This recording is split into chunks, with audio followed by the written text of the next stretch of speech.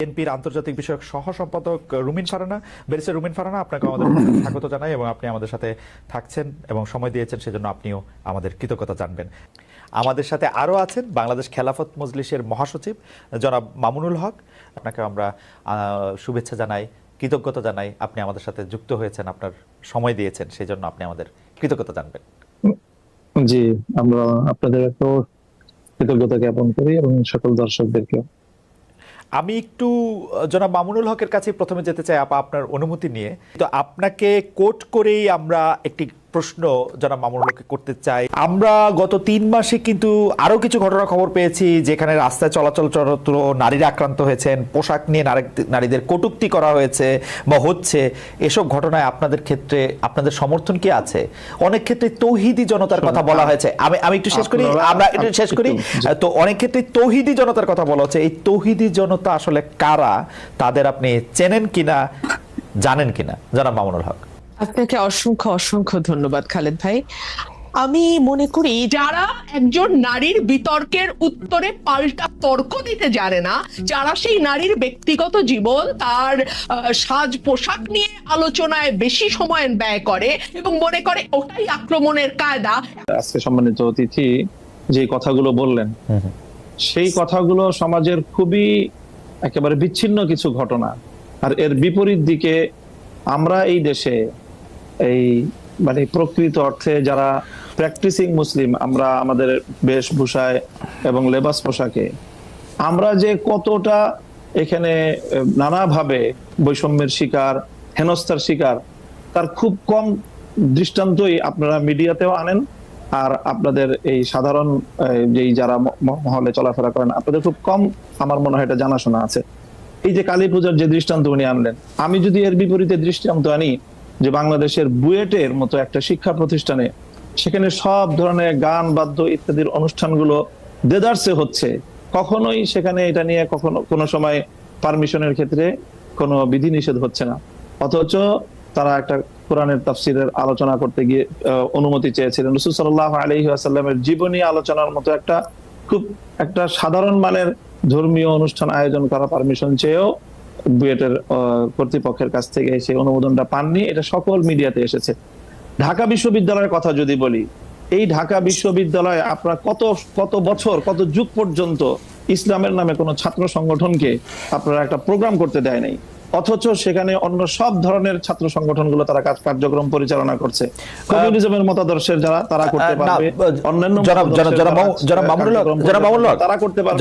শুধু ইসলামী ছাত্র সংগঠনের নাম নেওয়া হলেই ঢাকা বিশ্ববিদ্যালয় তাদেরকে অচ্ছুত হিসেবে সাব্যস্ত করে রাখা হয়েছিল।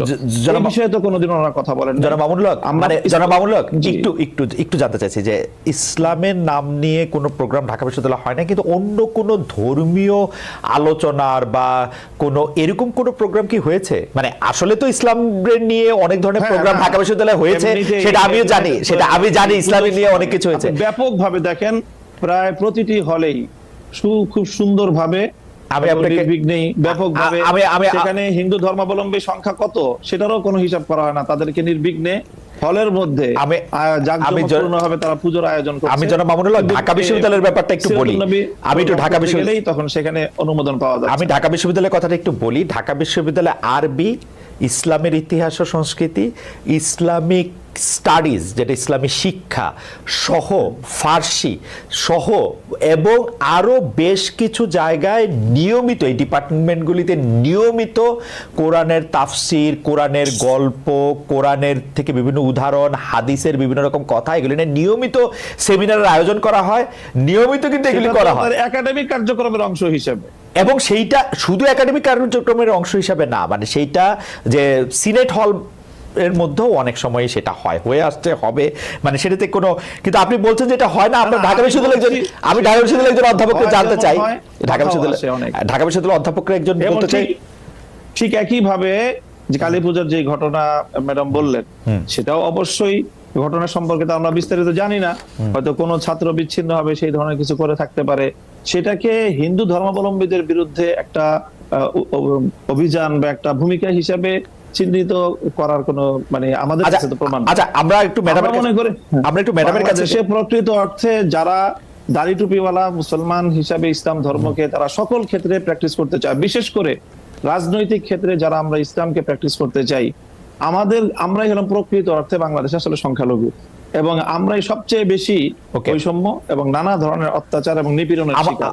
এবং আমাদের এই নিপীড়নের বিরুদ্ধে কখনোই সমাজের এই যে সাধারণ শিক্ষা ব্যবস্থার যারা শিক্ষক মহোদয় আছেন বা অন্যান্য আপনাদেরও খুব একটা সোচ্চার কখনো আমরা পাই। আচ্ছা, আমরা এটা অধ্যাপক মাহবুবকে জানতে চাইবো। আমি একটু আপনার কাছ থেকে এটা জানতে চাই যে ধরেন বাংলাদেশে আপনি যে ধরনের রাষ্ট্র ব্যবস্থা কায়েম করতে চাচ্ছেন, ধরেন যে খিলাফা, সেই খিলাফা আসলো, তাহলে কি আপনারা এই যে ধরেন কালী পূজার কথা বলা হলো সেগুলি বন্ধ করে দিবেন? যে না, রমনায় বা বন্ধ হবে কেন, সেগুলি করতে দিবেন? সেগুলি করতে দিবেন। প্রত্যেক ধর্মাবলম্বীর যার যার ধর্মীয় রীতি অনুযায়ী তার সে ধর্মীয় স্বাধীনতা ভোগ করবে, তার জানমালের নিরাপত্তার যে বিষয়গুলো আছে, ইসলামী রাষ্ট্র ব্যবস্থা, ইসলামী রাজনৈতিক যে বন্দোবস্ত, সেখানে অন্য ধর্মাবলম্বীদের ধর্ম পালনের শুধু স্বাধীনতা নয় বরং নিরাপত্তা নিশ্চিত করা হয়েছে, এবং সেই নিরাপত্তা অবশ্যই বাস্তবায়ন করা হবে। তাদেরকে কি জিজিয়া কর দিতে হবে?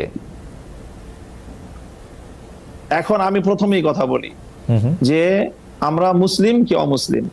যদি আমি মুসলিম হয়ে থাকি তাহলে আমাকে অবশ্যই কোরআনের প্রত্যেকটা আইনকে বিশ্বাস করতে হবে, মানতে হবে। আমরা আপনাদের কাছে পাল্টা প্রশ্ন করি, খালেদ মহিউদ্দিন সাহেবকে এবং আজকে আমরা অতিথিকে, যে আমরা এজ এ মুসলিম আমরা কোরআনের প্রত্যেকটা বিধানকে শ্রদ্ধা করি কিনা, এবং প্রত্যেকটা বিধান আল্লাহর পক্ষ থেকে প্রদত্ত সেই হিসাবে আমি বিশ্বাস এবং মানি কিনা, সেটা বলেন আপনি। আচ্ছা, আমি প্রশ্ন উত্তর দিচ্ছি, আপা নিশ্চয়ই আমার থেকে দিবেন, আপা উত্তর দিবেন। আমি শুধু প্রশ্নটা করি যে আমরা কি কোরআনের বিধানটার প্রতি শ্রদ্ধা করি কেবলমাত্র আমি মুসলমান সেইটা বড় হওয়ার জন্য, নাকি আপা আরেকটা কথা বিভিন্ন জায়গায় বলে থাকেন, আমার হারাম হালাল জ্ঞান, আমার ঘুষ সুদ জ্ঞান, আমার অন্যায় অত্যাচার জ্ঞান, আমার বিভিন্নভাবে বিভিন্ন মানুষের যেটাকে আমানত্রে খেয়ানত করার জ্ঞান, সেটাও আমরা মানি। আমি তো দেখি বাংলাদেশে বাংলাদেশ 90 ভাগ মুসলমানের দেশ, আমি দেখি 90 ভাগ মুসলমানের মধ্যে 90 ভাগ ধর্মীয় সেই বিশ্বাসটাকে আপনি প্র্যাকটিস করার বিষয়। যদি আপনি ধর্মীয় যে বিশ্বাস সেটাকে যদি আপনি অ্যাকসেপ্ট করেন, দেন তখন আপনি মুমিন না, আমি এবং যদি আপনি সেটাকে প্র্যাকটিস করেন তারপর আপনি সে ভালো আমল হলো আপনার উন্নত মুসলিম হলেন।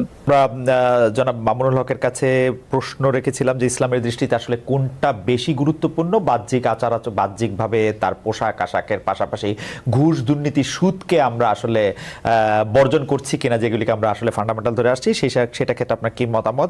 এবং সোশ্যাল মিডিয়ায় যাদেরকে আমরা ইসলামী বক্তা বলে থাকি, তাদের কিছু বক্তব্য এরকম তুলনা করা হচ্ছে যারা একসময় ক্ষুদ্র ঋণ নিয়ে সুদ নিয়ে ডক্টর মোহাম্মদ ইউনূসের সমালোচনা করেছিলেন, তারা আবার তার প্রশংসা করছেন। বক্তাদের একটি অংশ কি বাতাস বুঝে বক্তব্য দিচ্ছেন কিনা, এবং আপনারা যে ইসলামকে, যেটিকে আসলে পলিটিক্যাল ইসলাম বেশি করে বলা হচ্ছে, যেটা এবং যেই কারণে বাংলাদেশে ইসলামী দলগুলির মধ্যে অনেক বিভাজন দেখা যাচ্ছে, মানে কেউ হয়তো ইসলাম বিশ্বাস করছেন এবং জোর দিয়ে বলছেন যে জনাব মামুনুল হক যেগুলি বলছেন সেগুলি ইসলাম না, আরেকজন বলছেন যে ওইটা যারা বলছেন তারা কাফের। ওই পুরো ব্যাপারটা ধরে যদি একটু আলোচনা করেন যে আসলে কোনটা বেশি গুরুত্বপূর্ণ, কোনটাকে আমরা ফান্ডামেন্টাল ধরবো, জনাব মামুনুল হক। আসলে অনেকগুলো মানে এখন বিষয় আমার সামনে আলোচনার জন্য, সময় কতটুকু পাবো আমি জানি না। মিসেস মাহবুব সাহেব তো উনি বললেন যে ওনাকে মনে হয় সময় কম দেয়া হচ্ছে। আমি আসলে শুরুতেই বলেছিলাম যে আসলে বিতর্কের আলোকে আমি কথাগুলো বলতে চাইনি। প্রথম যে প্রসঙ্গটা আপনারা দুজনই আলোচনার মধ্যে আনলেন, আমি ঢাকা বিশ্ববিদ্যালয় সহ আমাদের বুয়েটের ক্যাম্পাস যেই স্পেসিফিক যেই কথাটা আমি বলেছি, আপনারা খবর নিয়ে দেখেন, গত 1 মাসের ব্যবধানের ঘটনা। ঢাকা বিশ্ববিদ্যালয়ে একটা সিরাতুন নবী অনুষ্ঠান করার সুযোগ দেওয়া হয়েছে, এবং এই অনুষ্ঠানটাকে ঢাকা বিশ্ববিদ্যালয়ের ইতিহাসে দীর্ঘদিন পরে এই ধরনের একটা অনুষ্ঠানের একটা মানে ব্যতিক্রমী আয়োজন হিসাবে গোটা ঢাকা বিশ্ববিদ্যালয় এটাকে খুব তারা উৎসাহিত করেছে। সেম একই ধরনের অনুষ্ঠানের অনুমতি চেয়ে বুয়েটের ছাত্ররা বুয়েটের প্রশাসনের কাছ থেকে অনুমতিটা পায়নি। আপনারা যে দৃষ্টান্তগুলো এনেছেন সেটা হলো একাডেমিক যে ইসলামিক স্টাডিজ বিভাগ আছে, আরবি ভাষা সাহিত্য আছে, উর্দু আছে, ফার্সি আছে, অ্যাজ এ ল্যাঙ্গুয়েজ বা একটা সাবজেক্ট হিসাবে পড়াশোনার বিষয়ে আমি এই জায়গাটা আমার প্রশ্ন ছিল না। আমার প্রশ্ন হলো যে বিগত 50 বছরে ঢাকা বিশ্ববিদ্যালয়ে ইসলামী ছাত্র মজলিস, ইসলামী ছাত্র আন্দোলন, ইসলামী ছাত্র শিবির নামে আপনারা ঢাকা বিশ্ববিদ্যালয়ের ক্যাম্পাসে কোনো কার্যক্রম পরিচালনা করার সুযোগ আপনারা দিয়েছেন, ইসলামী কোনো সংগঠনকে দেওয়া হয় নাই। এই জায়গাটার আমি ইসলামী রাজনৈতিক চর্চার যে সুযোগটা থেকে ইসলামপন্থীদেরকে চরমভাবে বৈষম্যমূলক ভাবে তাদেরকে দমন করা হয়েছে। মামুন ভাই একটা ছোট্ট প্রশ্ন কি করতে পারি, যে ধরেন আপনি যে আমি কথাগুলো শেষ করি। আচ্ছা ঠিক আছে কোনো অসুবিধা নাই। দ্বিতীয় বিষয় যেটা ম্যাডাম বললেন যে এই যে পোশাকের যে বিষয়, আমি কিন্তু পোশাকের যে বিষয়টা বলেছি সেখানে আমি সুনির্দিষ্টভাবে একটা কথা বলেছি, সেটা হলো এই যে আমরা যারা ইসলামকে রাজনৈতিকভাা আমরা রাজনীতিটাও যারা ইসলামের আলোকে করতে চাই, আমরা মনে করি যে ইসলাম কমপ্লিট কোড অফ লাইফ, সকল পূর্ণটাই ইসলামকে মানতে হবে। আমি ব্যক্তিগত জীবনে ইসলামকে মানবো, আমি ব্যবসার ক্ষেত্রে অর্থনীতির ক্ষেত্রে ইসলামকে মানবো না, অথবা রাজনীতির ক্ষেত্রে ইসলামকে মানবো না। ইসলামকে এভাবে খণ্ডিত আকারে মানার কোনো সুযোগ আল্লাহ কোরআন দেয়নি, বরং পরিপূর্ণভাবে ইসলামকে, যারা পরিপূর্ণভাবে ইসলামকে মানতে চাই এবং বিশেষ করে যারা আমরা রাজনীতিতে ইসলামকে অনুসরণ করতে চাই, আমাদের উপর রাষ্ট্রীয় যে দমন পীড়ন চালানো হয়েছে সেটা অন্য কোনো আদর্শিকভাবে রাজনীতি যারা করে, আদর্শিক কারণে অন্য কারোর উপরে সেই বৈষম্যটা বাংলাদেশে অতীতে হয়নি। এই জায়গাটার কথা বলেছি। আপনারা বিষয়টা বারবারই আপনারা আলোচ্য বিষয়টা ভিন্ন দিকে নিয়ে না আচ্ছা ঠিক আছে। দ্বিতীয় বিষয় আমি বলি আপনি যে প্রশ্ন করেছেন সেই প্রশ্নের জায়গায় আমি আসি, যে একটা বিষয়ের গুরুত্ব আছে, সবটারই গুরুত্ব রয়েছে। সুদ, ঘুষ, দুর্নীতি সহ যেই সকল বিষয়গুলো ইসলাম নিষিদ্ধ করেছে এর প্রত্যেকটার বিষয়ে আমরা ফোকাস করি, আমরা আলোচনা করি। হয়তো সবটা আপনারা শুনেন না বা সবটা সেইভাবে মিডিয়ায় কভারেজ পায় না। মিডিয়ায় কভারেজ পায় সাধারণত চলমান ইস্যুগুলো এবং যে বিষয়গুলোকে রাজনীতির সাথে সংশ্লিষ্ট সেই বিষয়গুলো গুরুত্ব পায় বা সেই বিষয়গুলো হয়তো অনেকটা ফোকাস হয়, কিন্তু সবটা বিষয় একই। সর্বশেষ আপনি যে কথাটা এনেছেন, এই যে ক্ষুদ্র ঋণ এবং সুদ ব্যবস্থা এবং ডক্টর ইউনূস সাহেবের সাথে বর্তমান সময়ে তার যে প্রশংসামূলক কিছু কথাবার্তা, দেখেন এখনো আমরা বলি যে সুদ ইসলামের দৃষ্টিতে জঘন্যতম একটা অপরাধ এবং নিষিদ্ধ একটা বিষয়। কাজেই সেটা ক্ষুদ্র হোক আর বৃহৎ আকারে হোক, ক্ষুদ্র ঋণের মাধ্যমে যে কাজটা হয়েছে সেটা হলো সমাজের তৃণমূল পর্যায় পর্যন্ত সুদ ব্যবস্থাটাকে পৌঁছে দেওয়া হয়েছে। সেই জায়গাটা থেকে আমরা অতীতেও সমালোচনা করেছি, আজও ডক্টর ইউনূস সাহেবের সমালোচনা করছি, ভবিষ্যতেও আমরা সেই জায়গা থেকে, ইসলামের জায়গা থেকে, যদি আমি মুসলিম হয়ে থাকি আমাকে সেই সুদ ব্যবস্থার বিরুদ্ধে আমাকে কথা বলতেই হবে। সুদ ব্যবস্থার প্রবর্তক হিসাবে এবং ক্ষুদ্র ঋণের মাধ্যমে সুদকে তৃণমূল পর্যায়ে পর্যন্ত পৌঁছে দেওয়ার জন্য আমরা ডক্টর ইউনূস সাহেবের সমালোচনা ভবিষ্যতেও করব। তবে তিনি একটা জায়গায় ভুল করেন, একটা জায়গায় সমালোচনার পাত্র, তাই বলে ওনার সব কাজই যে সমালোচনার যোগ্য সেটা নয়।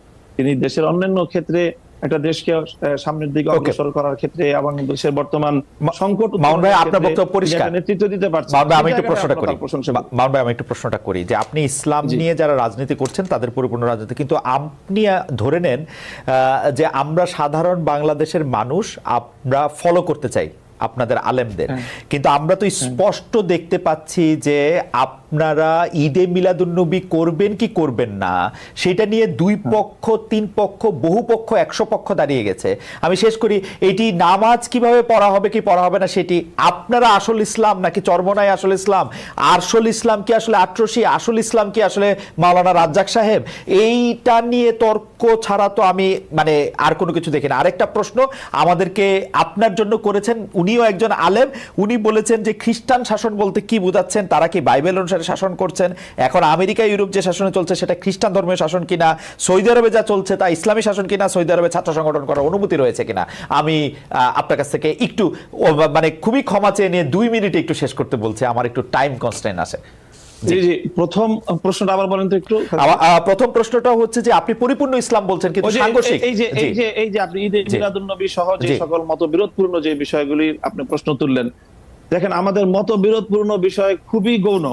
মৌলিক কোন বিষয়ে আমাদের মধ্যে ইসলামিক যারা বিভিন্ন স্কুল অফ থট যারা আমরা ফলো করে থাকি আমাদের মধ্যে কোনো দ্বিমত নেই। 5 ওয়াক্ত নামাজ এই বিষয়ে কেউ দ্বিমত করেছে, রমজান মাসে 30টা রোজা রাখতে হবে এই বিষয়ে কেউ দ্বিমত করেছে, প্রত্যেকটা মুসলমানের উপর সামর্থ্য থাকলে একবার হজ করা ফরজ কেউ দ্বিমত করেছে, প্রত্যেকটা যারা নাকি সামর্থ্যবান তাদেরকে যাকাত দিতে হবে এই বিষয়ে দ্বিমত করেছে, এবং ফজরের নামাজ 2 রাকাত, জোহরের নামাজ 4 রাকাত, আসরের নামাজ 4 রাকাত, মাগরিবের নামাজ 3 রাকাত, এশার নামাজ 4 রাকাত, এই বিষয়ে আজ পর্যন্ত কাউকে আপনি দ্বিমত পেয়েছেন? খুবই শাখাগত কিছু বিষয়ে দ্বিমত রয়েছে মুসলমানদের মধ্যে এবং সেই বিষয়গুলো আলোচনার মধ্যে আসে এবং সেটা প্রত্যেকটা মতাদর্শের মধ্যে যখনই আপনি আলোচনা, জ্ঞানগত আলোচনা হবে তখন সেই দ্বিমতগুলি আসবে সেখানে।